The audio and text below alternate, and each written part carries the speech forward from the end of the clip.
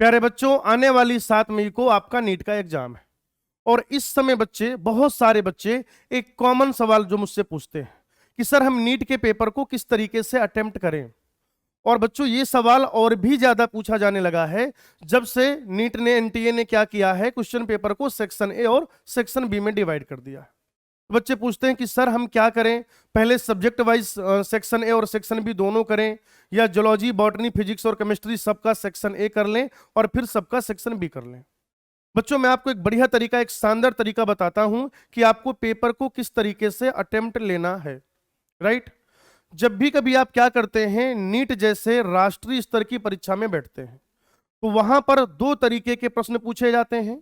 बच्चों कुछ प्रश्न ऐसे होते हैं जो एक कॉन्सेप्ट पर बेस्ड होते हैं, सिंगल कॉन्सेप्ट पर बेस्ड होते हैं, जिन्हें आप कहते हैं कि अगर वो फिजिक्स का सवाल है सर फॉर्मूला बेस्ड था, ठीक है, या केमिस्ट्री का सवाल था तो आपने कहा कि फॉर्मूला बेस्ड था। और बेटा कुछ सवाल ऐसे होते हैं जो बहुत सारे कॉन्सेप्ट पर बेस्ड होते हैं, मल्टीपल कॉन्सेप्ट बेस्ड होते हैं। जैसे अगर मैं बॉटनी की बात करूं तो कई बार वो आपसे क्या करेंगे, फिजियोलॉजी को, ठीक है ना, प्लांट फिजियोलॉजी या मॉर्फोलॉजी को इकोलॉजी से रिलेट कर देंगे, या जेनेटिक्स को सेल बायोलॉजी से रिलेट कर देंगे, या मॉलिकुलर और बायोमॉलिक्यूल को रिलेट कर देंगे, या बायोमॉलिक्यूल को ह्यूमन फिजियो के साथ रिलेट कर देंगे, डाइजेशन वाले चैप्टर के साथ। तो इस तरीके से 2 तरीके के प्रश्न पूछे जाते हैं, एक होते हैं सिंगल कॉन्सेप्ट बेस्ड और दूसरा होता है बेटा मल्टीपल कॉन्सेप्ट बेस्ड।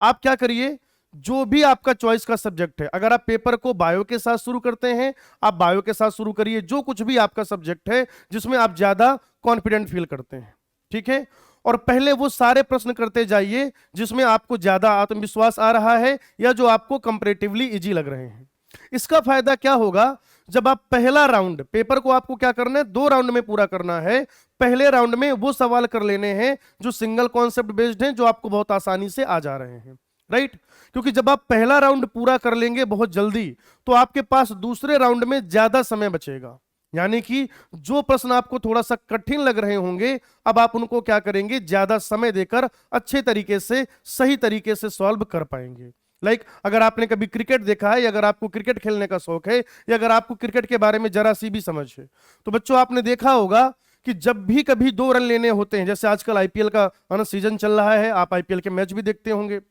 तो क्या होता है कि अगर हम पहला रन बहुत तेजी के साथ पूरा कर लेते हैं तो हमारे पास इस बात के चांसेस बढ़ जाते हैं कि हम दूसरा रन ले सकें। अगर हम पहला रन ही बहुत धीरे धीरे पूरा करेंगे तो हमारे पास दूसरे रन के लिए बहुत कम समय बचता है, कभी कभी नहीं बचता।